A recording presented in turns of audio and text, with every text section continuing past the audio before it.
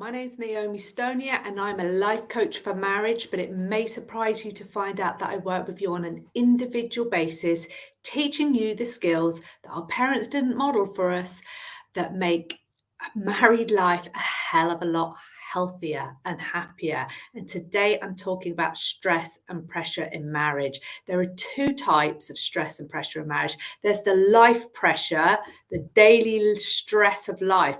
And then there's the pressure inside our marriage where one of us may be feeling like the other one isn't measuring up.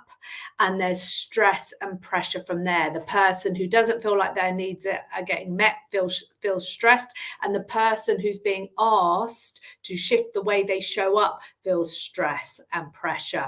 Okay, and what I want to do is normalize this experience and link the two experiences. Okay, so how we normalize this, because we get really freaked out about this stuff, is you understand how the primitive brain shows up in your relationship. We are designed to live in the wild. We are not designed for the modern world. We are designed to live in a cave and survive day to day. The brain is completely overwhelmed by the modern world. Okay, so it's very, very normal for us to really feel the stress and the pressure of life, and then also that translates into our relationships. So you have to normalize this. Nothing is wrong with your relationship. Okay, so and then once you've normalized it, you have to neutralize, because it's also very normal for us to get into a debate about the right way to be or the wrong way to be. Okay, so we all have coping mechanisms for dealing with the stress of life. Okay, and these are the habits that were passed down to us from the previous generation, and these are the emotional patterns that we don't understand how our emotions are created, so we have these emotional patterns for coping with the stress as well. Now, it's human nature that you'll be much better at seeing your partner's stress patterns than you are. It's much harder to have an awareness of yourself. So you may well be able to see your partner's generational bad habits. You may be able to see the emotional patterns they're running, but you're not so good at seeing your own. So it's very normal to have a problem with each other's coping strategies. Okay, so that's number one. That's the life stress, the way we cope with the stress of life. So my coping strategies don't match your coping strategies. In fact, they clash.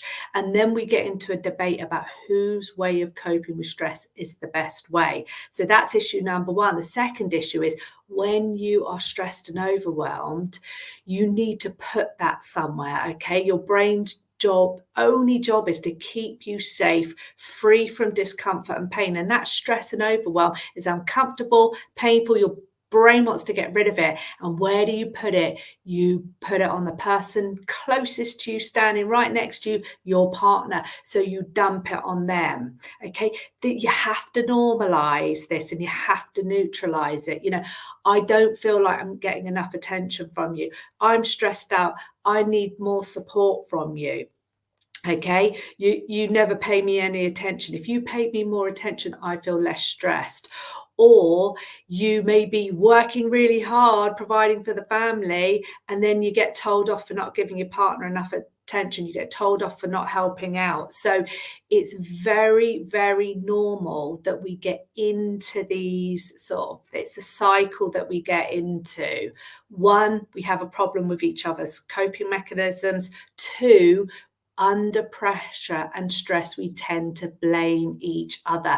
We focus on each other and say, it's your fault that I'm so stressed. Okay, so I'll give you an example of this.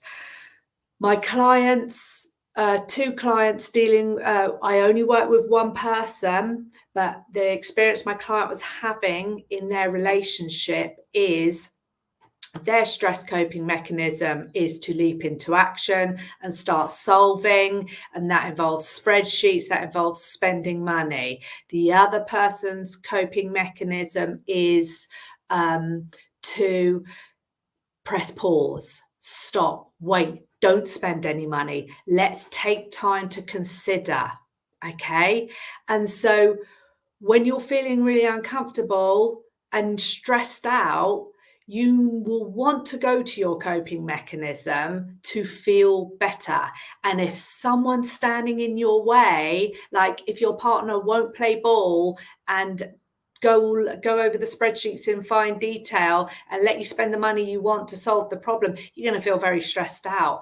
And then on the other side, the person who wants to press pause, not spend any money, let's just wait and see what happens and take time, when they're being pressurized by their partner, come on, let's spend this money, let's do all this organization, they're going to really feel really stressed out and blame their partner. So it's very normal to get into a debate about whose way is the right way. So you layer it up, you stack it up, and the solution is to neutralize, normalize, generalize. So that looks like this.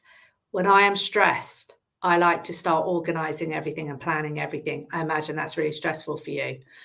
When you are stressed, you shut down. You want to just press pause and not do anything. That's really stressful for me. So neither way is right or wrong. It's just human nature. We all have our coping mechanisms. How do you want to meet in the middle? It just takes one person to talk like that for it completely to change the dynamic, for it to completely lower the pressure of things so that you can pull together as a strong partnership.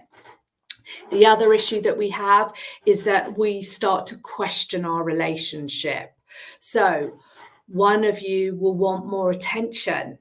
You know, this is a common theme for me and my partner. When my partner's stressed, he just wants to be left alone.